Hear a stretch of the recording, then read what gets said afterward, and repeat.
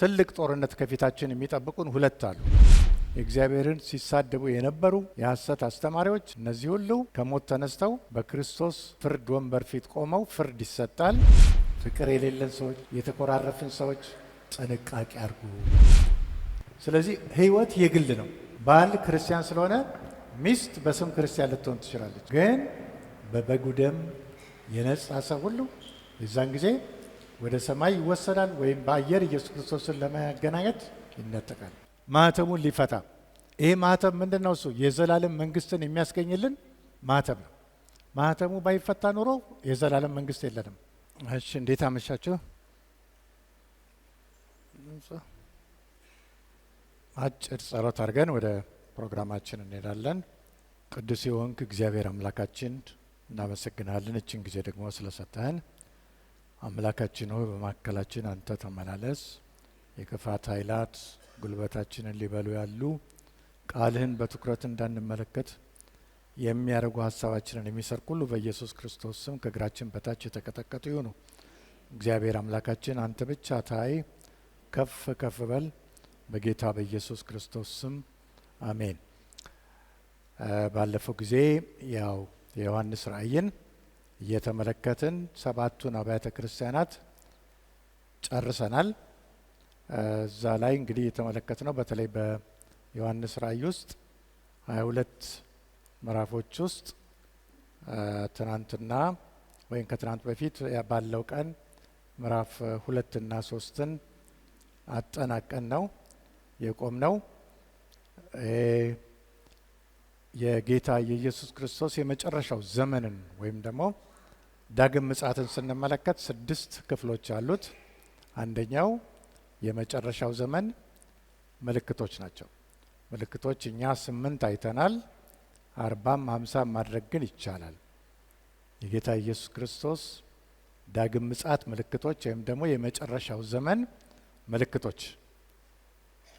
ሁለተኛ ባለፈው ጊዜ ላይ እዚሁ ጋር በተያያዘ ስለ አብያተ ክርስቲያናቱ አይተን ዛሬ ንጥቀት እና የንጥቀት ያስከተላቸውን ነገሮች ነው የምናየው። ስለ ንጥቀት። ሶስተኛው ስለ መከራው ዘመን ወይም ታላቁ መከራ ይባላል። በእንግሊዝኛ ትሪቢሌሽን ይሉታል። የታላቁ መከራ ዘመን ነው።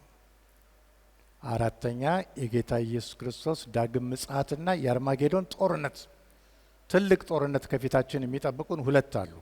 አንደኛው ዮሐንስ ራእይ ምዕራፍ 9 ከ13 እስከ 21 ባለው ላይ አሁን እስራኤል፣ ኢራን፣ አሜሪካ ያረጉት አይነት ውጊያ ይጠብቃል። እሱን ከፊታችን ይኖራል። ቅርብ ጊዜ ብዙ ዓመትም አይቆይም፣ ትንሽ ጊዜ ቆይቶ ይኖራል። ይሄ መጽሐፍ ቅዱሳችን ላይ ያለ ነው። ቀጥሎ ግን ሐሰተኛው ክርስቶስ ከተገለጠ በኋላ ኢየሱስ ክርስቶስ ሐሰተኛውን ክርስቶስ ለማጥፋት ወደ መሬት ይመጣል። ሲመጣ የሚያደርገው እስራኤል ውስጥ ያለች ከተማ አለች፣ አርማጌዶን። እስራኤልን ሐሰተኛው ክርስቶስ ከቦ ሕዝቧን ሲያስጨንቅ ሊያጠፋት ሲል ኢየሱስ ክርስቶስ መጥቶ የሚያጠፋው ነው። ጦርነቱ አርማጌዶን ጦርነት ይባላል። ቀጥሎ ኢየሱስ ክርስቶስ መሬት ላይ ይነግሳል። 1000 ዓመት ዘመን ይባላል። 1000 ዓመት ዓለም ሰላም ትሆናለች። በሽታ የለም። ምድር ላይ የተነጠቁ ግለሰቦች ወደ መሬት መጥተው ከክርስቶስ ጋር 1000 ዓመት የሚነግሱበት ስርዓት ነው። በስተ መጨረሻ የነጭ ዙፋን ፍርድ።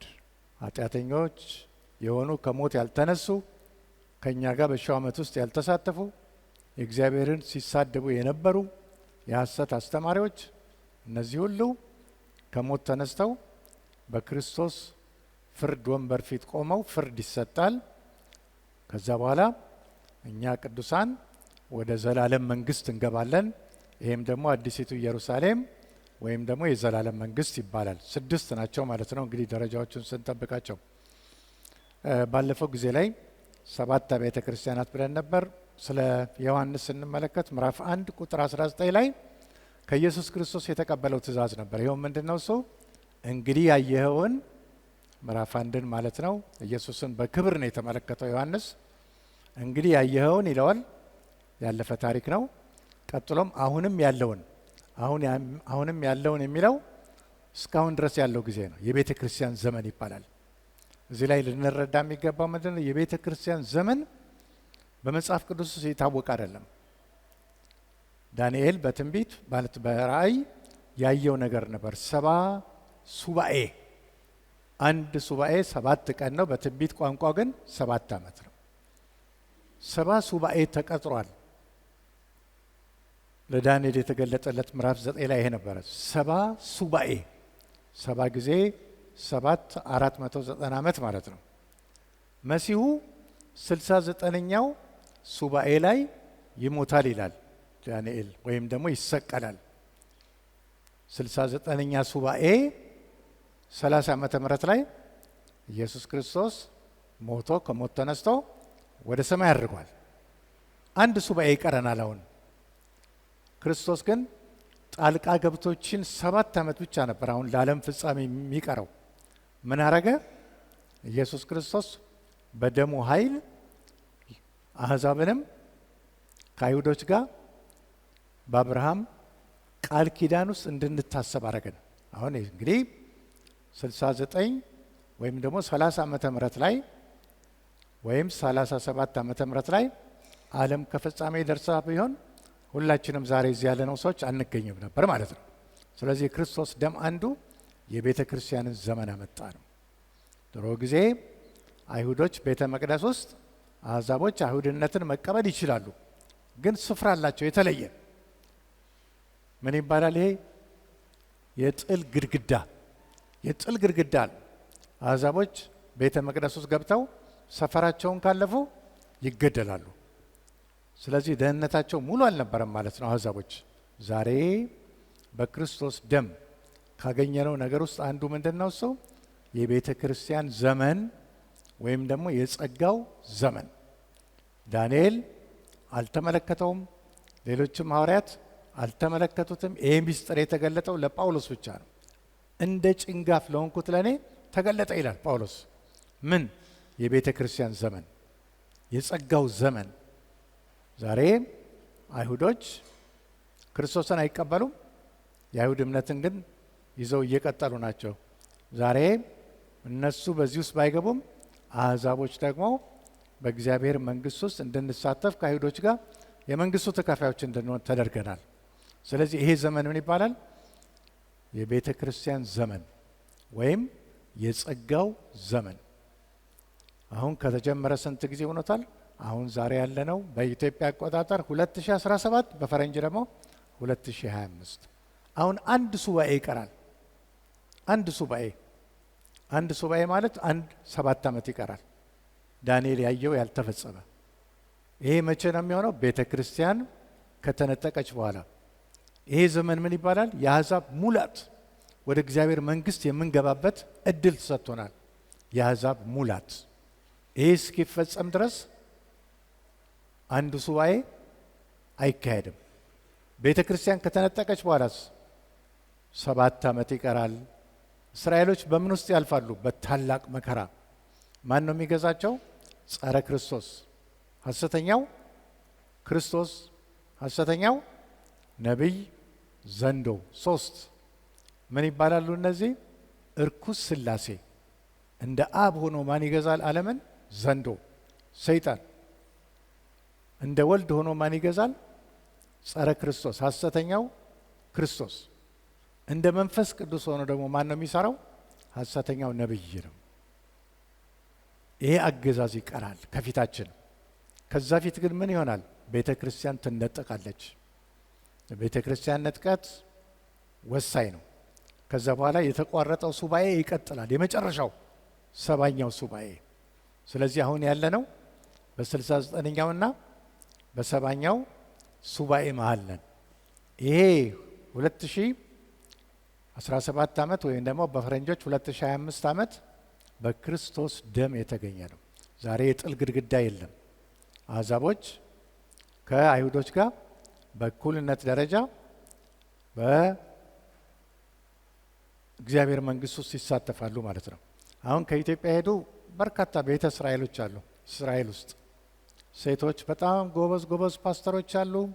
ወንዶች በጣም ክርስቲያኖች የሆኑ ሰዎች አሉ። ግን እስራኤል ውስጥ እየተሰቃዩ ነው። መሲሁ አልመጣም ነው የሚሉት እስራኤሎች፣ ይጨቁኗቸዋል። ግን ከኢትዮጵያ ሄዱት አክቲቭሊ እየሰሩ ያሉ ናቸው። ከኢትዮጵያ ወደ እስራኤል ሀገር የሄዱ ዝርያችን ቤተ እስራኤል ነው በሚል ሄዱ ማለት ነው። ስለዚህ ቤተ ክርስቲያን ከተነጠቀች በኋላ 7 ዓመት በምድር ላይ የመከራ ዘመን ይሆናል። በተለይም ትልቅ መከራ የሚያዩት እስራኤሎች ኤርምያስ 30 ቁጥር 7 ላይ የያዕቆብ መከራ ይለዋል መጽሐፍ ቅዱስ ላይ። የያዕቆብ መከራ እስራኤላውያን ክርስቶስን ስላልተቀበሉ ዋጋ ይከፍላሉ። ይህን የሚከፍሉት መቼ ነው? በዚህ በመከራው ዘመን ነው። እኛ ወደ ሰማይ ሄደናል፣ ወይም ደግሞ በአየር ኢየሱስ ክርስቶስን ለመቀበል ሄደናል። እነሱ ግን ስቃይ ይኖራቸዋል፣ ዋጋ ያስከፍላቸዋል 7 ዓመት። ስለዚህ እኛ ክርስቶስን ለመቀበል በአየር እንሄዳለን ማለት ነው። አንዳንድ የመጽሐፍ ቅዱስ አስተማሪዎች ከዚህም ፊት ተናገር ያለው መንፈስ ቅዱስ ክርስቲያኖችን ይዞ ስለሚሄድ ወደ አየር ምድር ላይ ሰይጣን እንደፈለገ ያረጋል ይላሉ። ይሄ ትክክል አይደለም። መንፈስ ቅዱስ ባለፈው ጊዜ ስንመለከት እንዳየነው ኦምኒ ፕሬዘንት፣ ሁሉ ስፍራ የሚገኝ ሁሉን ቻይ የእግዚአብሔር ባህሪ ነው። ስለዚህ መሬት ላይ ክርስቲያኖችም አይኖሩም መንፈስ ቅዱስ ስለሌለ ነው የሚለው አባባል ልክ አይደለም። አሁን ሌላ ቦታ ላይ ስትመለከቱ ከታላቁ መከራ በክርስቶስ ደም ልብሳቸውን ያነጹ እነዚህ ናቸው እየተባለ ራእይ 7 ከ1 እስከ 8 ስትመለከቱ ከታላቁ መከራ ያመለጡ ክርስቲያኖችን ታያላችሁ። አሁን ያለችው ቤተ ክርስቲያን ልትነጠቅ ትችላለች፣ ትነጠቃለች። ግን መንፈስ ቅዱስ ምድር ላይ የለም ማለት አይደለም። ክርስቲያኖችም የሉም ማለት አይደለም። አንገታቸው የሚቆረጠው እኮ ክርስቲያኖች ስለሆኑ ነው። ስለዚህ መንፈስ ቅዱስ አይኖርም በመከራው ዘመን የሚለው አባባል ልክ አይደለም። እንደገና ደግሞ ስንመለከት ሌሎች ቦታዎችም ላይ ክርስቲያኖች በተለይ ደግሞ እስራኤል ሀገር ውስጥ ሐሰተኛው ክርስቶስን ክደው ትልቅ መከራ ውስጥ አልፈው ወንጌልን የሚሰሩ 144,000 አይሁዳኖች አሉ። እነዚህ እንግዲህ መንፈስ ቅዱስ ከሌለ ከየት መጡ? ቤተ ክርስቲያን ከሌለች ከየት መጡ? ስለዚህ ቤተ ክርስቲያን አለች፣ አሁን የምናውቃት ልትነጠቅ ትችላለች። ግን ሌሎችም ደግሞ የቀሩት የሚሳተፉበት በመከራ ውስጥ አልፈው እምነታቸውን የሚያስተካክሉባቸው ሁኔታዎች ይኖራሉ። ስለዚህ ቤተ ክርስቲያን ፈጽማ የለችም አይባልም። መንፈስ ቅዱስ እዚህ ላይ ስለሌለ አየር ላይ ክርስቲያኖችን ይዞ ስለሄደ ሰይጣን እንደፈለገ መሬት ላይ ያደርጋል የሚልም አባባል ትክክል አይደለም። እግዚአብሔርን ባህሪ ባለፈው ጊዜ እንደተመለከትነው ሁሉን ቻይ፣ ሁሉ ቦታ የሚገኝ ሁሉን አዋቂ አምላክ ነው ያለን። ስለዚህ የሚባለው አይነት ነገር አይደለም ማለት ነው። መንፈስ ቅዱስ አሁንም አለ፣ የዛን ጊዜም አለ፣ ይሰራል።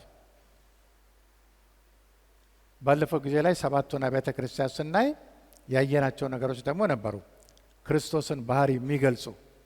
ባለፈው ጊዜ ላይ መግቢያቸውን ብቻ እናያለን። መጀመሪያ የተመልክተን የነበርነው ኤፌሶን ቤተ ክርስቲያንን ነው። ኤፌሶን ቤተ ክርስቲያን ትልቁ ነገር ያለው ምን ነበረ? ፍቅር የሌላት ቤተ ክርስቲያን ያለ የእግዚአብሔር ፍቅር። ስለዚህ ፍቅራችን እንዳይቀዘቅዝ የጋለ ፍቅር ያስፈልጋል። ዛሬ አንድ ሰው ጎብኝታኝ ነበር። ድሮ ለእኔ ማንም መስክሮልኝ ወደ ክርስቶስ አልመጣሁም አለች። ድሮ እዚህ እኛ ቸርች ውስጥ የነበሩት ኤኳይሮች የእነሱን ፍቅር አይቼ ነው አለች ወደ ጌታ የመጣሁት። ፍቅራቸው ለእሷም የነበራቸው እርስ በርሳቸው የሚያደርጉትን ባህሪያት አይቼ ወደ ጌታ መጣሁ እንጂ እኔ ሰው አልመሰከረልኝም አለችኝ። ዛሬ እንዲህ አይነት ፍቅር፣ ከእግዚአብሔር ጋር ፍቅር፣ በመንፈስ ከእግዚአብሔር ጋር ተራክቦ ማድረግ፣ የትኛውም ቦታ ላይ ስንሆን በመንፈሳችን ከእግዚአብሔር መገኘት ውስጥ መግባት፣ ይሄ አይነት ፍቅር ነው ወሳኝ። የእግዚአብሔር ፍቅር ነው አጋፔ፣ በደል የማይቆጥር ገደብ የሌለው በግራም በቀኝም ወደ ላይም የሚሄድ ፍቅር፣ ያ ነው ወሳኙ ብለን ነበር ባለፈው ጊዜ ላይ። እና ይሄን መልእክት ያስተላለፈው ኢየሱስ ክርስቶስ ነው። በማን አማካኝነት ነው የላከው? በዮሐንስ። ዮሐንስ ደግሞ ለየቤተ ክርስቲያኑ ፓስተሮች ነው የላከው። ይሄው መግቢያውን አሁን ስታዩት ምዕራፍ 2 ቁጥር 1 በንባብ እንሰማዋለን። በኤፌሶን ወዳለው ወደ ቤተ ክርስቲያን መልአክ እንዲህ ብለህ ጻፍ። በቀኝ እጁ 7ቱን ከዋክብት የያዘው በ7ቱም የወርቅ መቅረዞች መካከል የሚሄደው እንዲህ ይላል። ሌላውን ተውትና እዚች ላይ ብቻ ነው የምናየው። 7ቱን ከዋክብት በቀኙ የያዘው በ7ቱም አብያተ ክርስቲያናት መሃል የሚመላለሰው ነው። ምን ለማለት ነው? ሊቀ ካህን። ሊቀ ካህናችሁ እንደዚህ ይላል ለማለት ነው። 7 ከዋክብት በቀኝ እጅ የተያዙት የ7ቱ አብያተ ክርስቲያናት መሪዎች ናቸው ብለናል። መላእክት ስላለ መልአክ አይደሉም፣ መልእክተኞች ማለት ነው። የሰው መልአክ አለ፣ የእግዚአብሔር መልአክ ደግሞ አለ፣ መንፈስ ያወረው። ይሄኛው ሰዎች የሆኑ ፓስተሮች ማለት ነው። ምን ይላል ይሄ ሰው የሚናገረው? ስለ ቤተ ክርስቲያና ነው። የስተት ትምህርት ገብቶባቸው ነበር 7ቱ እነኚህ ኤፌሶን ቤተ ክርስቲያን ግን ምሁራኖች ነበሩ በእግዚአብሔር ቃል በጣም የተማሩ በመሆናቸው የኒቆላውያንን ትምህርት አስቆሙ። ብዙ ነገር ሰርተዋል። አምልኳቸው ቆንጆ ነው። ግን በስተመጨረሻ ነገር ግን የተባሉበት ምንድነው? እሱ የምነቅፍብህ ነገር አለ የተባለ የቀደመ ፍቅርህን ትተሃል። ስለዚህ ፍቅር ወሳኝነት ስላለው በእግዚአብሔር ቤት ውስጥ እንጠንቀቅ ለማለት ነው። አሁን ክርስቶስ ድንገት እዚህ ቢመጣ ፍቅር የሌለን ሰዎች፣ የተኮራረፍን ሰዎች ጥንቃቄ አድርጉ። መቼ ደግሞ እንደምንሞትም አናውቅም። ድንገት ዓለም ውስጥ ያለ ጦርነትም ባላሰብነው ባላወቅነውም ሰዓት ፈንድቶ እንዳለንም በሌሊት ላይም መሞት አለ። ስለዚህ በየትኛውም ጊዜ ላይና በየትኛውም ስፔስ ውስጥ ብንሆን የእግዚአብሔር ፍቅር ወሳኝነት እንዳለው ነው። ሁለተኛ እዚሁ ላይ ራእይ 2 ላይ ስለ ሰምርኔስ ቤተ ክርስቲያን ደግሞ የተነገረ ነበረ። እዩት የኢየሱስ ክርስቶስ ራሱን የሚገልጥበትን መንገድ። በሰርመኔስም ወዳለው ወደ ቤተ ክርስቲያን መልአክ እንዲህ ብለህ ጻፍ። ሞቶ የነበረው ሕያውም የሆነው ፊተኛውና መጨረሻው እንዲህ ይላል። ሞቶ የነበረው ሕያውም የሆነው ይላል። ይኸው ሰምርኔስ ቤተ ክርስቲያን ድሮ ጠፍታ ነበረ። ጠፍታ እንደገና የተሰራች ነች፣ ህይወት ያገኘች ነች። ስለዚህ ኢየሱስ ክርስቶስ ምንድነው እሱ የሚለው? ሞቶ የነበረው ሕያውም ነው።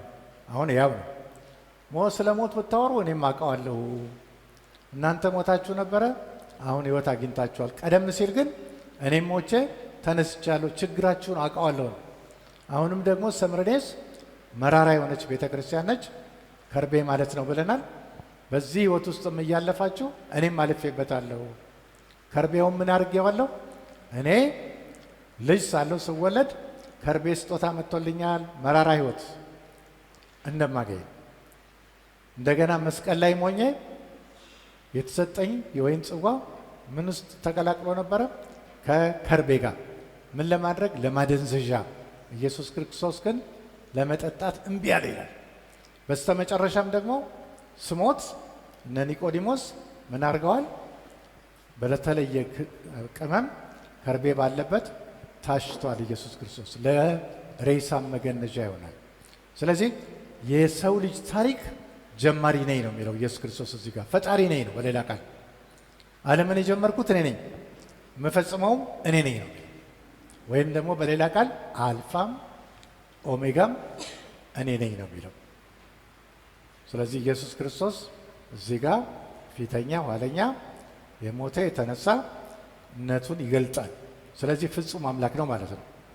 ሶስተኛ ለጴርጋሞን ቤተ ክርስቲያን ነው። በጴርጋሞን ቤተ ክርስቲያን ደግሞ ቁጥር 12 ላይ የምናየው ነው። እሱ ላይ ደግሞ እንደየ ቤተ ክርስቲያኖቹ ባህሪ የሚላቸው ነገሮች አሉ። እሺ በጴርጋሞንም ወዳለው ወደ ቤተ ክርስቲያን መልአክ እንዲህ ብለህ ጻፍ። በሁለት ወገን የተሳለ ስለታም ሰይፍ ያለው እንዲህ ይላል። በሁለት ወገን የተሳለ ሰይፍ። ለምንድን ነው ጴርጋሞን ላይ እንደዛ የተባለው? የአጋንንት የሰይጣን ዙፋን ያለበት ነው። የሰይጣን ዙፋን ያለበት ቦታ ነው። ብዙ ቤተ መቅደሶች የነበሩበት ቦታ ነው። እንደገና የበለዓም ትምህርት የነበረበት ቦታ ነው። ስለዚህ ከበለዓም ትምህርት ፈቀቅ አልልም የሚሉ ካሉ በሁለት ወገን የተሳለ ሰይፍ ከአፉ በሁለት ወገን የተሳለ ሰይፍ ይወጣል ይላል የእግዚአብሔር ቃል። ስለዚህ በዚህ ነው የምትቀምሱት፣ የምትመቱት በዚህ ነው ለማለት ነው። ግን ባለፈው ጊዜ እንደተመለከትነው በጴርጋሞን ውስጥ ያላችሁ ይህን ትምህርት ለማትከተሉ የኒቆላውያንን ትምህርት የማትከተሉ አንድ የከዳነ ሰው ኃጢአት ቢሰራም አይሞትም ብለው የሚያምኑትን ትምህርት የማትከተሉ እንደ በለዓም ትምህርት ሴሰኞች ያልሆናችሁ እናንተ ግን ምን አላችሁ? የተለየ ስጦታ አላችሁ። ምንድነው እሱ የሚሰጣችሁ ስጦታ? ስውር መና። ስውር መና ምንድነው እሱ ብለናል? እግዚአብሔር ሕዝቡን በምድረ በዳ ያበላው የተሰወረ መና፣ የመላእክት ምግብ የተሰወረ መና ይለዋል። ታቦት ውስጥ ያለ በእግዚአብሔር የሆኑ ሰዎች የሚበሉት ኤልያስን የመገበ ኤልያስ በምድረ በዳ ቢሆንም ባለፈው ጊዜ ስንመለከት በቁራ መገበዋል። አንዳንዶቻችን ከቁራም አልፈን በጅብም እንመገባለን። ምክንያቱም እግዚአብሔር ከኛ ጋር ካለው አብሮነት የተነሳ ነው። ስውር መና ይሄ ነው። ስውር መና እግዚአብሔር ያዘጋጀልን። ይህን ትምህርት ለማትከተሉ እንደ ሰምሬኔስ ባሉ ቦታዎች ላይ ሰዎች በክርስትና እምነታቸው ምክንያት ስራ አጥተዋል፣ ድሆች ሆነዋል። የድሃ ድሆች። ከተማይቱ ግን በጣም ባለጸጋ ነች። ጴርጋሞንም እንደዛ ነው። አንቲፓስ ዋጋ ከፍሏል። ሰምሬኔስ ላይ ፖሊካርፕ የተባለ ሰው ብዬ ነበር ባለፈው ጊዜ ላይ። መጽሐፍ ቅዱስ ላይ ስሙ የለም። አንቲፓስ ግን አለ። አንቲፓስ ጴርጋሞን ላይ ሁሉን ይቃወማል። አንቲፓስ ማለት ሁሉን ነገር የሚቃወም ማለት ነው። በእንግሊዝኛው ባይብል ላይ አጌንስት ኦል ቲንግስ ይላል። ነገሮችን ሁሉ የሚቃወም። ሲወጣ አየሩ የተበከለ ነው። ማህበር አላቸው። ማህበራቸው ጋር ሲሄዱ ለሰይጣን ሰላምታ ተሰጥቶ ነው። ገበያ ሲሄዱ ቄሳር ጌታ ነው ካላሉ ገበያ ውስጥ መግባት አይቻልም። ጭስም አጭሱ ይባላሉ ለቄሳር፣ ቄሳር ጌታ ነው እየተባለ ሁሉ ነገር የተበከለ ነው። ምግቡ የጣዖት ምግብ ነው። ሁሉ ነገር ከጣዖት ጋር የተያያዘ ስለሆነ ሁሉንም ተቃዋሚ ሰው ነው። ይህን ሰው በምን ገደሉት? በናስ በርሜል፣ ከናስ የተሰራ በርሜል። ናስ ቶሎ ስለሚሞቅ እዛ ውስጥ ከተው ቀቅለው የገደሉት ሰው ነው አንቲፓስ። ከዛ የተነሳ ምኑን ሰጠው ኢየሱስ ክርስቶስ? ስሙን ምን አለው? የታመነው ምስክሬ፣ የታመነው ምስክሬ ይለዋል። እንደገና በጴርጋሞን ውስጥ ምን ተሰጣቸው? ራሳቸውን ያስተካከሉ በስህተት ትምህርት ውስጥ ያልገቡ ሰዎች ምን ይላቸዋል? ነጭ ድንጋይ። ነጭ ድንጋይ ወዴት የሚያስገባ ነው? ወደ ሰማይ። ቲኬት ነው፣ ሰማይ የሚያስገባ ቲኬት፣ የዘላለም ሕይወት የሚያስገኝ። ይሄ ነጭ ድንጋይ ድሮ በግሪክ ውስጥ ምን ብለን ነበር? ሩጫ ውድድር ይደረግና አንደኛ ለወጣው ይሰጣል። ዛሬ ግን በቤተ ክርስቲያን ውስጥ የግለሰብ ጨዋታ ነው። የቸርች ጨዋታ የለም፣ ግለሰብ ነው። ግለሰቦች ለዘላለም መንግስት ብቁ ከሆኑ ምን ይሰጣቸዋል? ፓስፖርት፣ ቀጥታ ወደ ሰማይ እንዲሄዱ። ይሄ ምን ይባላል? ነጭ ድንጋይ። ነጭ ድንጋይ ማለት እንደ አይዲ ካርድ፣ ፓስፖርት፣ ወደ ሰማይ የሚያስገባ የዘላለም ሕይወት ይላቸዋል። ከዛ ቀጥሎም ቲያጥሮንን ነው የምንመለከተው። ቲያጥሮንን ታነብልንና ሱራን እናየዋለን። በቲያጥሮንም ወዳለው ወደ ቤተ ክርስቲያን መልአክ እንዲህ ብለህ ጻፍ። እንደ እሳት ነበልባል የሆኑ ዓይኖች ያሉት በቶንም የነጠረ የጋለ ናስ የሚመስሉ እግሮች ያሉት የእግዚአብሔር ልጅ እንዲህ ይላል። እዚህ ጋር ሁለት ነገሮች አሉ። ቁጣ የተሞላ አምላክ ይመስላል። አሁን እንደ እሳት ነበልባል ዓይኖች ያሉት ይላል። ለምንድን ነው የተቆጣው? ቲያጥሮን ውስጥ የሚደረጉ ነገሮች አሳዝነውታል። ቤተ ክርስቲያን መሪዎች ሳይቀሩ ሐሰተኛ ነቢይ ተቀብለዋል። ዛሬም እኛ ሀገር ውስጥ ታያላችሁ፣ ብዙ ነገሮች እየተፈጠሩ ነው። ነቢያት እየተባለ የሚመጡ ነገሮች። አንድ የእግዚአብሔር ሰው ዩጋንዳ ውስጥ ቅርብ ጊዜ ጁን 27 ላይ ሲናገር ኢትዮጵያን እግዚአብሔር በቅርብ ጊዜ ውስጥ ይጎበኛታል ይላል። በእግዚአብሔር የምትጎበኝበት ሰዓት ሀገራችን የደረሰችበት ነው። ሐሰተኛ ነቢያት የሚጠፉበት፣ የእግዚአብሔር ሰዎች ክብር የሚያገኙበት፣ ሀገራችን በእግዚአብሔር የምትጎበኝበት ጊዜ ቅርብ ነው። እግዚአብሔርን የሚያስቆጡ ብዙ ነገሮች አሉ፣ ሀገራችን ውስጥም አሉ፣ ሌሎችም ቦታዎች ውስጥ አሉ።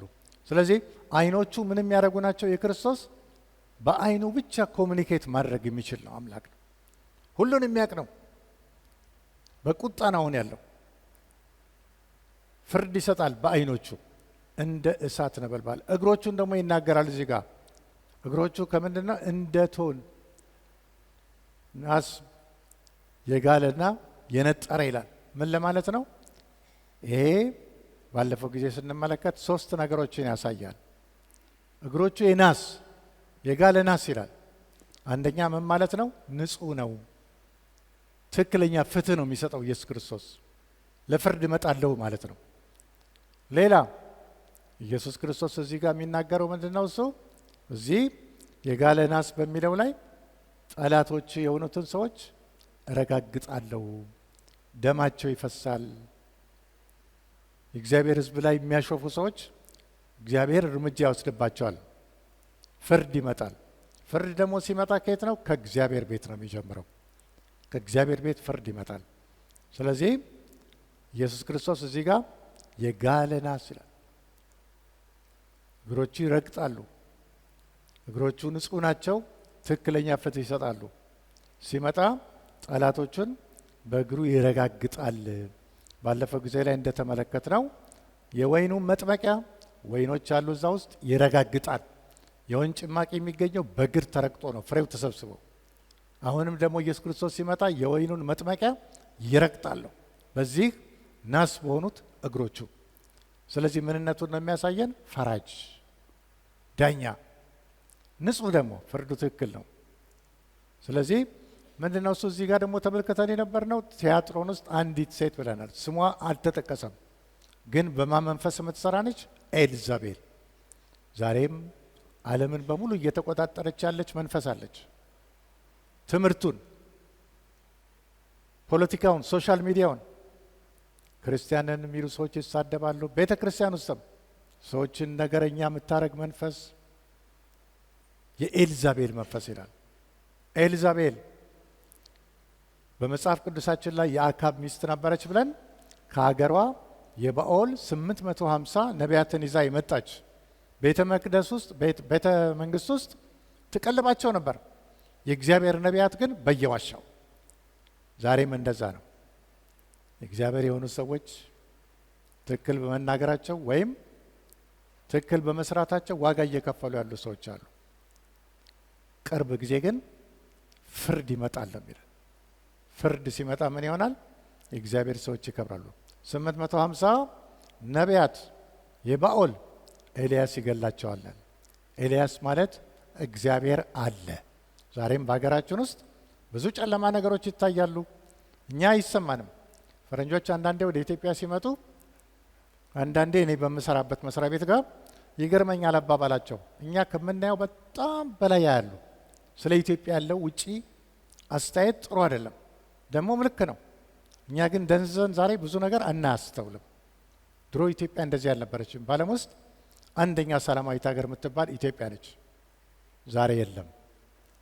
ለዚህ ግን የቤት ስራው የት ነው ብለናል? ቤተ ክርስቲያን ውስጥ ነው። መጸለይ፣ በጎረቤት ክርስቲያኖች ካሉ ፕሮግራሞች ማድረግ፣ ጾም ቀረ፣ እንደዛ አይነት ነገሮችን ማድረግ አለብን ነው።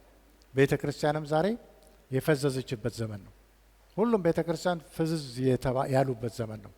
አሉ ግን ቅሬታዎች የሚጸልዩ በየቤታቸው እኛም አናቃቸው ጥሩ የጸሎት ሰዎች አሉ። ኢትዮጵያ ውስጥም በየቦታው አሉ፣ እዚህም አሉ። ለእኔም ብዙ መፍትሄ ያስገኙልኝ ሰዎች አሉ። እዚህ የጸሎት ህብረቶች ጠንካሮች እና እነዚህ ሰዎች ዛሬ አናቃቸውም። ከዚህ በፊት ተናግሬዋለሁ። አንድ ጊዜ ከኔ ልጄ ጋር ሄደን አንድ ቦታ ጋበዘኝና ቲፕ ይሰጣል። ቲፕ ግን የምሰጠው ለአስተናጋጆች አይደለም አለኝ፣ ምግብ ለሚሰሩት ነው አለኝ። ጥሩ ምግብ የሰሩት ሰሪዎቹ ናቸው። ሰሪዎቹን ገንዘብ ሲሰጣቸው እየወጡ ማየት ጀመሩኛል። ምክንያቱም አልተለመደም። ዛሬም እንደዚህ አይነት ምግብ የሚሰሩ በቤተ ክርስቲያናችን ውስጥም አሉ። ቸርችም አታቃቸው፣ እግዚአብሔር ግን የሚያውቃቸው የከበሩ ሰዎች በእግዚአብሔር ዘንድ በደሙ የተሸፈኑ ቤተ ክርስቲያንን የሚያስመልጡ እናንተ ጉልበታችሁን አበርቱ ነው። ስለዚህ ኤልዛቤል አንድ ቀን ትወድቃለች። እዩ ከፎቅ ላይ ፈትፍጦ ነው የገደላት። ዛሬም እንደዛ የምትፈጠበጥበት ጊዜ አለ። የት? ኢትዮጵያ ውስጥ ብቻ አይደለም፣ በዓለምም የዓለምን ሶሻል ሚዲያ የተቆጣጠረች ሲኒማን የተቆጣጠረች ኤልዛቤል መንፈስ በጣም እየሰራ ነው ያለው። መጽሐፍ ቅዱሳችን ውስጥ 23 ጊዜ ኤልዛቤል የሚል እናገኛለን። 22ቱ በብሉይ ኪዳን ሆነው አንድ በአዲስ ኪዳን ያልኩት። ስለዚህ ኤልዛቤል መንፈስ ዛሬ ቸርች ውስጥም አለ። ሌላ ምን ታደርጋለች ኤልዛቤል? ቁጥጥር ታበዛለች። የባልን ራስነት አትቀበልም። ቸርች ውስጥ በየኮሚቴዎቻችሁ ውስጥ ኮንትሮሊንግ ስፒሪት በጣም የሚቆጣጠሩ ሰዎች አሉ። ሰዎችን በየዘርፉ የምታያቸው ነገሮች ናቸው። የቁጣ መንፈስ። ስለዚህ ኤልዛቤል በነበረችበት ጊዜ እስራኤል በጨለማ ውስጥ አልፏል ብለናል። ስለዚህ ለእሷ የተሰጣት ይሄ ነበረ። ቀጥሎ ለሰርዴስ ነው። የሰርዴስን አንብቢልን።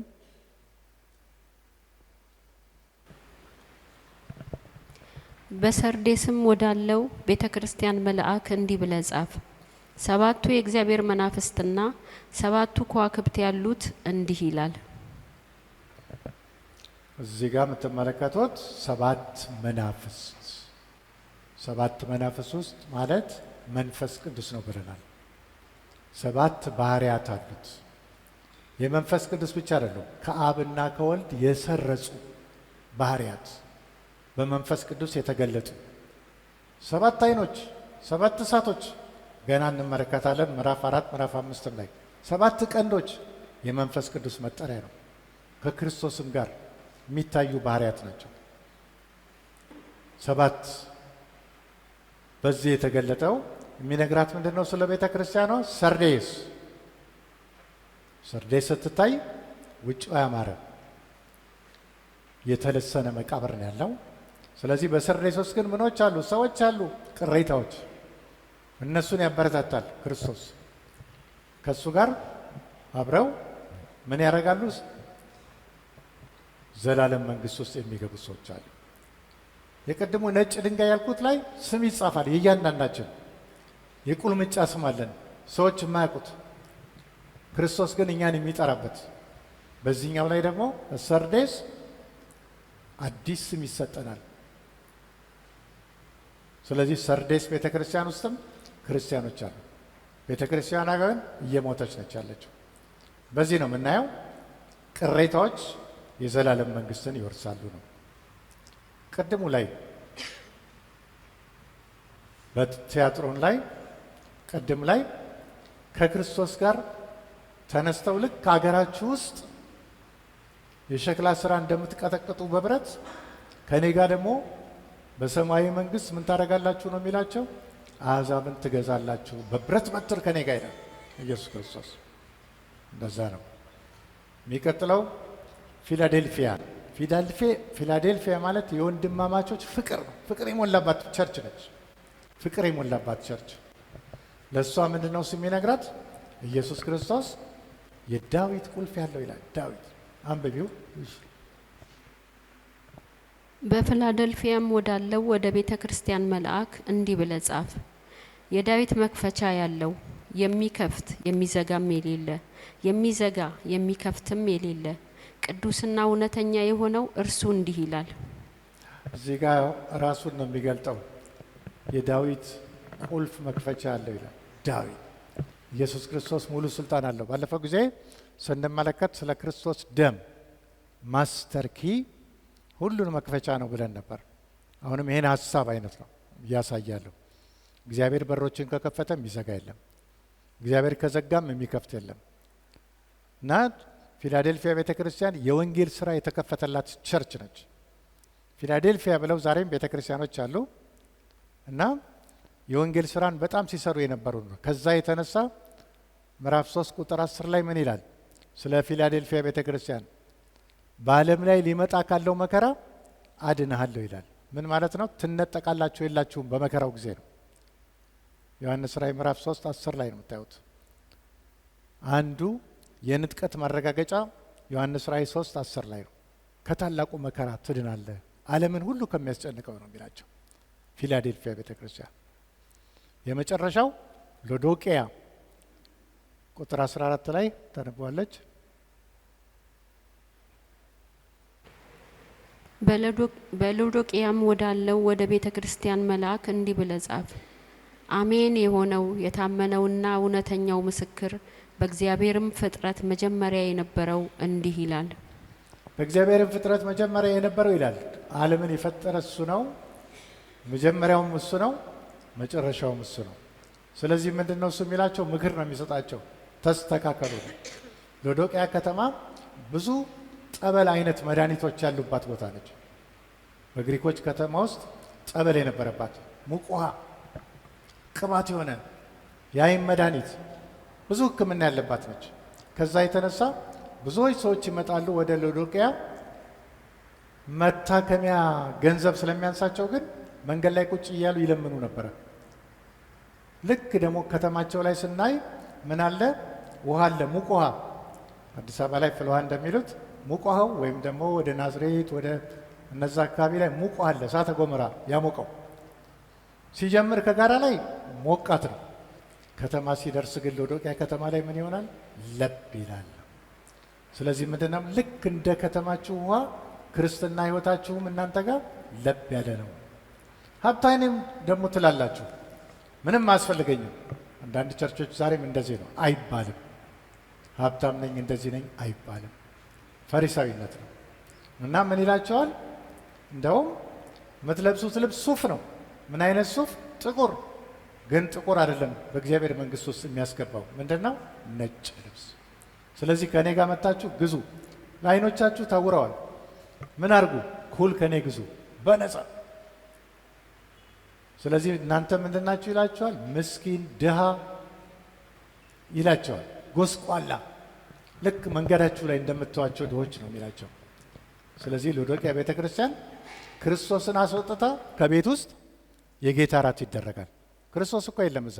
የሚደረገው ለእሱ ክብር ነው። ስለዚህ ምን እያረኩ ነኝ ይላቸዋል? እነሆ በደጅ ቆሜ አንኳኳለሁ። ማንም በሩን ቢከፍትልኝ፣ አንድ ሰው በሩን ቢከፍት የቸርችን ወደ እሱ ገባለሁ፣ ከእሱም ጋር እራት እበላለሁ፣ እሱም ከኔ ጋር ይላል። ህይወቱን የሚያስተካክል ሰው ቢኖር አሁንም በሎዶቅያ ቤተ ክርስቲያን ተስፋ አለ። ምን ይሆናል? ህይወቱን ለሚያስተካክለው ሰው ከኔ ጋር አባቴ ዙፋን ስቀመጥ እናንተም ትቀመጣላችሁ። ምን ማለት ነው? በሺው ዓመት ጊዜ ትነግሳላችሁ ከኔ ጋር። ስለዚህ ኢየሱስ ክርስቶስ በዚህ ቦታ ላይ የምናየው ምንድን ነው? እሱ ሌላ ቦታ ላይ ኃጢአተኛ ነው በር የሚያንኳኳ፣ እዚህ ላይ ግን ኢየሱስ ክርስቶስ ነው በር እያንኳኳ ያለው። ዛሬም የብዙዎቻችን ልብ እያንኳኳ ያለው ጌታ ኢየሱስ ክርስቶስ ነው። በብዙ ነገር የታገሰን። አሁን እንግዲህ ምዕራፍ 2 እና ምዕራፍ 3 በዚህ ካለቀ መደምደሚያው ምንድን ነው? እሱም ነው ንጥቀት ነው። ንጥቀት የሚባል ነገር አለ። ዛሬ ኑሮ ያዳከመን ሰዎች፣ ኑሮ የሰለቸን ሰዎች፣ አንዳንዶች ሰዎች ቤት እንሰራለን፣ አንዳንዶች ሰዎች አዳዲስ ነገሮች ፕላን እያደረግን ነው ለልጆቻችን። ይሄ ተጠንቀቁ ይላል ኢየሱስ ክርስቶስ። ሉቃስ 21 ቁጥር 34 እናምንባለን። ሉቃስ 21 ቁጥር 34 ነገር ግን ልባችሁ በመጠጥ ብዛትና በስካር ስለ ትዳርም በማሰብ እንዳይከብድ ያ ቀንም በድንገት እንዳይመጣባችሁ ለራሳችሁ ተጠንቀቁ። ለራሳችሁ ተጠንቀቁ። ምንድነው የሚለው? ለራሳችሁ ተጠንቀቁ። ስለ ስካር ክርስቲያኖች አይሰክሩም። ስካር ሲል እዚህ ጋር በኑሮ ስካር፣ ገንዘብ ፍለጋ፣ ገንዘብ የምናጠራቅም፣ ቤት ለመስራት የምናስብ፣ እንዲህ ቦታ እንዲደርሼ የምንል፣ በዚህ አይነት ስካር ውስጥ ያላቸው ሰዎች ተጠንቀቁ። በመጠጥና ይላል ስለ ትዳርም በማሰብ መጠጥ፣ ስጋዊ ነገር፣ ምግብ እንደዚህ እያሰባችሁ ልባችሁ እንዳይከብድ ያ ቀንም በድንገት እንዳይመጣባችሁ። ምን? የጌታ ኢየሱስ ክርስቶስ ዳግም ምጽአት ይላል። ኢየሱስ ክርስቶስ ከዚህ ፊት አንድ ቦታ ላይ አይተን ነበር። ዳግም ሲመጣ ምንድን ነው እሱ የሚሆነው? ትልቅ ነገሮች ይሆናሉ። ድንገት ሲመጣ የምለው ንጥቀቱን ነው። ንጥቀት ብዙ ሰዎች ይጠፋሉ ከዓለም ውስጥ። የት ሄዱ እየተባለ ውይይት ይደረጋል። እነሱ በተነጠቁበት ጊዜ ደግሞ ታላቅ መከራ መሬት ላይ ይጀምራል። ሉቃስ ምዕራፍ 17 ከ34 እስከ 36 ያለውን እንሰማዋለን። ሉቃስ 17 ከ34 እስከ 36 እላችኋለሁ በዚያች ሌሊት 2 ሰዎች በአንድ አልጋ ላይ ይሆናሉ፣ አንዱ ይወሰዳል፣ ሁለተኛውም ይቀራል። 2 ሴቶች በአንድ ወፍጮ ይፈጫሉ፣ አንዲቱ ትወሰዳለች፣ ሁለተኛይቱም ትቀራለች። 2 ሰዎች በእርሻ ይሆናሉ፣ አንዱ ይወሰዳል፣ ሁለተኛውም ይቀራል። እዚህ ላይ የምንመለከታቸው ሁሉም ክርስቲያኖች ናቸው። ዛሬ አንድ ሰው እያወያየችኝ ቤተ ክርስቲያናችን ውስጥ እንድናለን ሁላችንም እንጂ የሚቀር ሰው የለም እያሉ የሚነግሩን ሰዎች አሉ እያለችኝ እየገረመኝ ነበር። 2 ሰዎች ይላል በአንድ አልጋ ይሆናሉ፣ ባልና ሚስት ናቸው። አንዱ ይወሰዳል፣ አንዱ ይቀራል። ስለዚህ ህይወት የግል ነው። ባል ክርስቲያን ስለሆነ ሚስት በስም ክርስቲያን ልትሆን ትችላለች። ግን በበጉ ደም የነጻ ሰው ሁሉ የዛን ጊዜ ወደ ሰማይ ይወሰዳል፣ ወይም በአየር ኢየሱስ ክርስቶስን ለመገናኘት ይነጠቃል። ኢየሱስ ክርስቶስ እዚህ ጋር 2 ሰዎች በአንድ አልጋ ነው ያለው። በሌላም በኩል መውሰድ ትችላላችሁ። እናት፣ አባት፣ ልጆች በአንድ ጠረጴዛ ላይ ምሳ እየበሉ ሊሆን ይችላል። እናት ልጆች ሊሄዱ ይችላሉ። አባት ስራ ይበዛበታል፣ አይጸልይም፣ ለመጸለይ ጊዜ የለውም። ቤቱን ትዳሩን ለመመስረት ለማጠናከር እየሞከረ ነው። አንዴ ከተካሄደ በኋላ ያመልጠዋል ማለት ነው። 2 ሴቶች ይላል እህትማማቾች ናቸው። 2 ሴቶች በወፍጮ ይፈጫሉ። በመጽሐፍ ቅዱስ ዘመን ሴቶች ወፍጮ የሚፈጩት ጧት ጧት ነው። ስለዚህ 2 ሰዎች በአንድ አልጋ የሚለው ሌሊትን ነው የሚያሳየን። በአንዱ ዓለም ውስጥ ሌሊት ይሆናል፣ በአንዱ ዓለም ውስጥ ደግሞ ጠዋት ነው። ወፍጮ ይፈጫሉ ይላል። አንዲቱ ትወሰዳለች፣ አንዲቱም ትቀራለች ይላል። ስለዚህ ዋስትና የለም። ቸርች ውስጥም ሆነን ክርስቲያን ቤተሰብ ውስጥም ተወልዶ ዋስትና የለም ለመነጠቃችን። ምክንያቱም ክርስትና የግል 2 ሰዎች ይላል በእርሻ ይሆናሉ፣ አንዱ ይወሰዳል፣ አንዱ ይቀራል። ቀን ላይ ነው ይሄ እርሻ የሚሰራው ቀን ላይ ነው። ስለዚህ ተጠንቀቁ ነው የሚለው ክርስቶስ። ልክ የዛኑ ጊዜ ደግሞ ምን ይጀምራል? መከራም ይጀምራል። መከራው ሲጀምር እንዴት ነው የሚሆነው? መከራው በሚጀምርበት ጊዜ መኪና ነጂ ሊኖር ይችላል፣ አውሮፕላን ነጂ ሊሆን ይችላል። ድንገት አውሮፕላን ነጂው ቢነጠቅ አየር ላይ እንዳለ 300 ሰው ተሳፍሮ ከሆነ ወደ መሬት አውሮፕላኑ ሲወድቅ የዓለም መከራ መጀመሪያ ነው። ስለዚህ ዛሬ ትልቁ ኢንቨስትመንታችን ትልቁ መዋለ ነዋያችን ምንድነው? እሱ ክርስቶስን ለልጆቻችን ማውረስ። ይህን አንርሳ። ከዚህ በፊት ምን ብለን ነበር? ከንቱ ኑሮ ነው ከወላጆቻችን የወረስነው ከንቱ ኑሮ ነው። አሁን ግን ከንቱ ኑሮን ሳይሆን ለልጆቻችን ማውረስ ያለብን የክርስቶስን ሕይወት ነው። በዚህ ደግሞ እንጠየቃለን። ይህን ነው የሚያሳየን መጽሐፍ ቅዱሱ። ስለዚህ በዓለም ላይ የሚኖረው መከራ ስንት ዓመት ነው? 7 ዓመት። ቀጥሎ ምን ይሆናል? የዓለም ፍጻሜ 7 ዓመት። 7 ዓመት የመከራ ዘመን። የመጀመሪያው 3 ዓመት ተኩል ሰላም ነው። እንቆቅልሽን ይፈታል ሐሰተኛው ክርስቶስ። ብዙ ጥሩ ጥሩ ስራዎችን ይሰራል፣ ይደነቃል። አሁን በአውሮፓ ውስጥ ምን እየተባለ ነው? አንድ ጥሩ መሪ ያስፈልገናል፣ ከሰይጣንም ይሁን ከእግዚአብሔር አሉ። ከሰይጣንም ቢሆን ከእግዚአብሔር አንድ ጥሩ መሪ። ጥሩ መሪ ዛሬ በዓለም ውስጥ እየተፈለገ ነው። የዛን ጊዜ ምንድነው ስም የሆነው? አንድ ኢኮኖሚ፣ አንድ መሪ፣ አንድ ሃይማኖት። ክርስትና ዛሬ እንደ ልባችን የትኛውም ቸርች ጋር እንሄዳለን። የዛን ጊዜ ግን ቸርች የሚከለከልበት ጊዜ ነው። ባይብላችን መጽሐፍ ቅዱሳችን ዛሬ በራሳቸው ቁጥጥር ስር ለማድረግ እየተሞከረ ነው። ለዚህ ነው ሃርድ ኮፒ ወይም ደግሞ ይሄ ጽሁፉን መጽሐፍ ቅዱስ በእጃችን መያዝ ወሳኝነት ይኖረዋል። መጽሐፍ ቅዱስም ይበከላል ሐሰተኛው ክርስቶስ ሲመጣ። ምን እያደረጉ ናቸው ዛሬ በአውሮፓ ውስጥ? የኤልዛቤል መንፈስ ሁሉም እምነት ትክክል ነው ትላለች። ሁሉም እምነት ትክክል ነው፣ ሰይጣንን ማምለክም ትክክል ነው ይላሉ። ስለዚህ ኢየሱስ ክርስቶስ ብቻ ነው መንገድ የሚለውን እየተቃወሙ ነው። እና አሜሪካ ድሮ ራሻ ነበረች የምትቃወመው ኮሚኒስት ስለነበረች። አሁን ግን ዛሬ ምዕራባውያን ሀገሮች ውስጥም እየገባ ነው። ሁሉም መንገድ ትክክል ነው።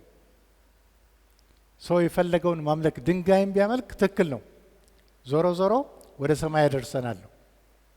ቡዲዝም ትክክል ነው፣ ሂንዱይዝም ትክክል ነው። ክርስቶስ ብቻ ነው መንገድ ብለው የሚያስተምሩትን ከስራ እያባረሯቸው ነው። አውሮፓ ውስጥ አሜሪካ ውስጥ ክልክል ነው። ስለዚህ አሁን መንፈሱ በስውር እየሰራ ነው። ክህደቱ አሁን መጥቷል። ስለዚህ በጣም ዝግጅት መደረግ ያለበት ጊዜ መሆኑን ነው የምናየው። ይሄ ንጥቀት በሚመጣበት ጊዜ ብዙ ነገሮች ይሆናሉ። እንደገና በሰማይ ላይ ምን እናያለን? አምልኮ፣ ልዩ አምልኮ አለ። ምዕራፍ 4 እና ምዕራፍ 5 ከምስሎች ጋር እናያቸዋለን በሚቀጥለው ጊዜ ላይ ነገ ላይ። ግን ማቴዎስ 24 ከቁጥር 12 እስከ 44 እዩት። ማቴዎስ 24 ከ42 እስከ 44 ማቴዎስ 24 ከ42 እስከ 44 ኢየሱስ ክርስቶስ ነው የሚናገረው። ጌታችሁም በምን ሰዓት እንዲመጣ አታውቁምና እንግዲህ ንቁ፣ ያን ቀን እወቁ። ያን ግን እወቁ፣ ባለቤት ከሌሊቱ በየትኛው ክፍል ሌባ እንዲመጣ ቢያውቅ ኖሮ በነቃ፣ ቤቱም ሊቆፈር ባልተወም ነበር። ስለዚህ እናንተ ደግሞ ተዘጋጅታችሁ ኑሩ፣ የሰው ልጅ በማታስቡት ሰዓት ይመጣልና። የሰው ልጅ በማታስቡበት ሰዓት ይመጣልና። ስለዚህ ምን አድርጉ? ተዘጋጁ። ዛሬ ሌሊት ነው፣ ሊነጋ ነው። ጠዋት ላይ ንጥቀት ነው። ስለዚህ እንደሚያንቀላፉ ሰዎች አትኑ፣ ንቁ፣ ተነሱ ነው። ታጠቡ፣ ተቀደሱ ነው የሚለን እና ኢየሱስ ክርስቶስ ይህን ነገር ነው ያስጠነቀቀ። ብዙ ቦታ ላይ ይናገር እንደ ሌባ ይላል። ዮሐንስ ራእይ 16 ቁጥር 15 ላይ ባለፈው ጊዜ ያየ ነው። እነሆ እንደ ሌባ ሆኜ እመጣለሁ፣ ራቁቱን እንዳይሄድ ማንም ሰው፣ እፍረቱንም እንዳያዩ ማንም ሰው፣ ነቅቶ ልብሱን የሚጠብቅ ብፁዕ ነው ይላል። ነቅቶ ልብሱን የሚጠብቅ ንስሐ የሚገባ የሚጸልይ ማለት ነው። የሚጸልይ ሰው ያመልጣል፣ የማይጸልይ ሰው ይቀራል። ስለዚህ ራቁታችሁን አትሁኑ። የዛን ቀን አሳፋሪ ቀን ይሆናል፣ ውርደት ይኖራል። ፓስተር ነኝ ማለት አያዋጣም። የዛን ጊዜ ትክክለኛው ማንነት የሰዎች የሚገለጥበት ቀን ነው። ምዕራፍ 4 እና ምዕራፍ 5 ላይ ምንድን ነው እሱ የሚሆነው? በሰማይ አምልኮ፣ በሰማይ አምልኮ በዝርዝር ነገር እናያቸዋለን። ሰማይ አምልኮ፣ ሰማይ ላይ ዮሐንስ ወደዚህ ውጣ ተባለ፣ ሰማይ ላይ ሄደ። እኛን ወክሎ ነው፣ ንጥቀት ነው። እዛ ላይ ምን አየ? ዙፋን ይላል። በዙፋኑም ላይ ምን ነበር? ተቀማጭ ነበር ይላል። ማን ነው? እግዚአብሔር አብ። ምን አየው ይላል? እሳት፣ የብርሃን እሳት ዙፋኑ ላይ ይታያል። እግዚአብሔር ቅርጽ የለውም፣ ፎርም የለውም፣ እሳት ነው የሚያየው። እስራኤላውያኖችን ሲመራ እግዚአብሔር በምንድን ነው የመራቸው? ቀን ቀን በደመና ሌሊት ሌሊት በእሳት አምድ ይላል። ሙሴ ቋጥቋጦ ውስጥ እሳት ሲነድ አየ። ስለዚህም በዛ ውስጥ ነው ያናገረው። ዘካርያስ 2:5 ላይ ምን ይላል? እግዚአብሔር ለኢየሩሳሌም ለሕዝቧም በውስጧ የእሳት ቅጥር ዙሪያንም ደግሞ ክብር ይሆናታል ይላል። በውስጧ ክብር ዙሪያንም ደግሞ የእሳት ቅጥር ይላል። እሳት ነው እግዚአብሔር፣ እሳትነቱን ነው የምናየው። ስለዚህ ፎርም የለውም። ለዚህ ነው ቅርጽ አትስሩ የሚለው። ሌላስ ምን አየ? 4 እንስሳት ይለዋል፣ ሕያዋን ፍጡራን ኪሩቤሎች በሰማይ ላይ ያየውን ነው የሚናገረው ዮሐንስ።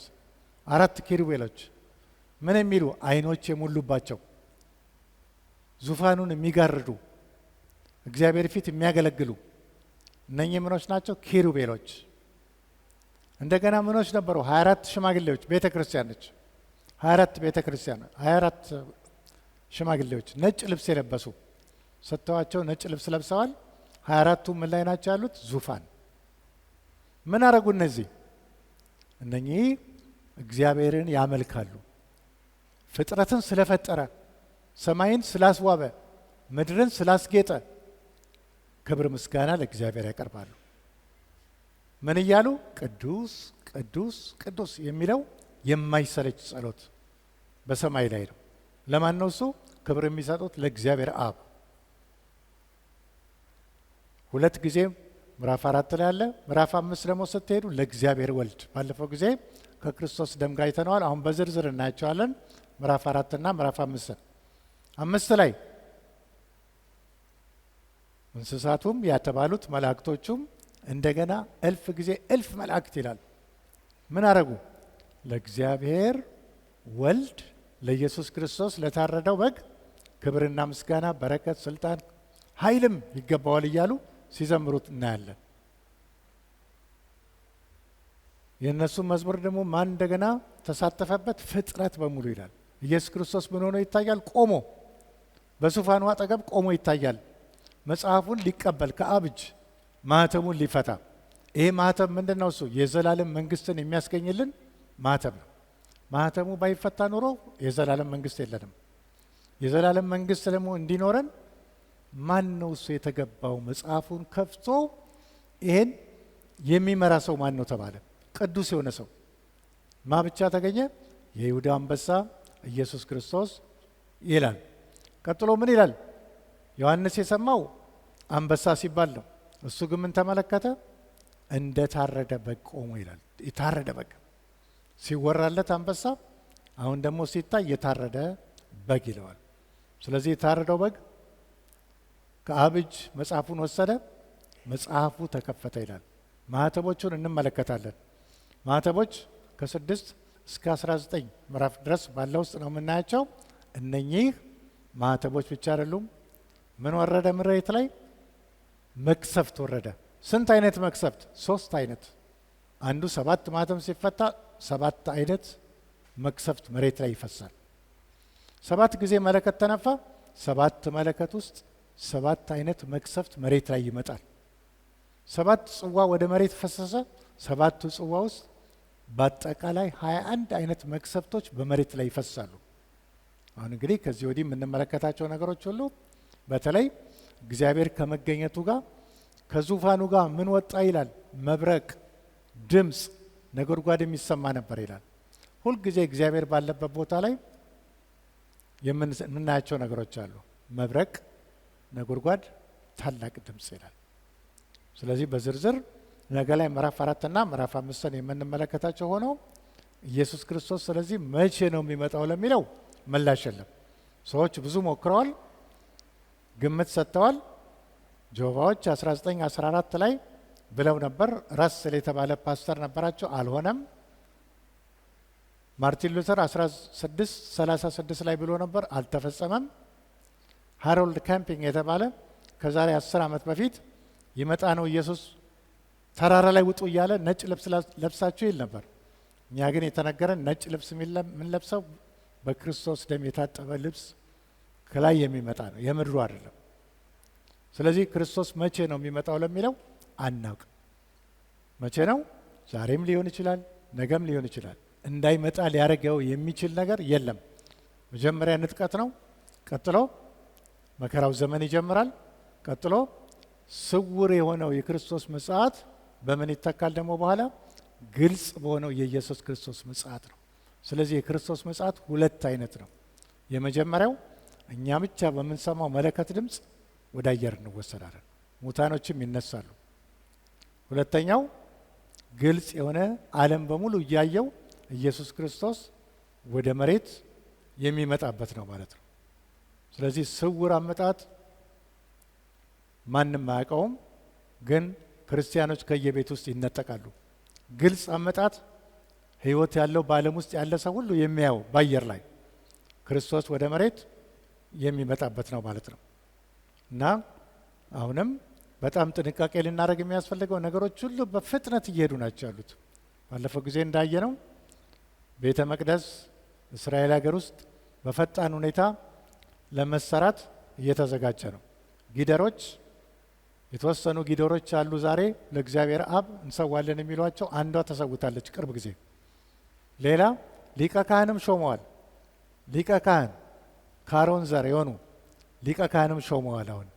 ስለዚህ አሁን የሚጠበቀው ምንድን ነው? እሱ ሰላምን በዓለም ላይ አመጣለሁ፣ ቤተ መቅደሱም ይሰራ፣ አረቦችና እስራኤሎችንም አስታርቃለሁ የሚል ሰው ነው አሁን የምንጠብቀው። ከዚህ ውጭ እንግዲህ ባለው ምልክቶች ሁሉ እየፈጠኑ እየተደረጉ ናቸው ያሉት ማለት ነው። የመጽሐፍ ቅዱስ ትንቢቶች እየተፈጸሙ ናቸው። ከ80% በላይ ትንቢቶች እየተፈጸሙ ስለሆነ ዛሬ እንደ ነገ ሰው ወይም ደግሞ እንደ ዛሬ ሰው ሆነን የክርስቶስን ምጽአት የምንጠብቅበት ጊዜ ነው ማለት ነው። ስለዚህ እግዚአብሔር ልክ አሁን በትጋት በፊቱ ቃሉን እንደምንሰማ የንጥቀቱን ጊዜ ሲመጣ እንግዲህ ሁላችንም አንዳችንም ሳንጎድል ኢየሱስ ክርስቶስን በአየር ለመቀበል እንዲያበቃን እግዚአብሔር ይርዳን።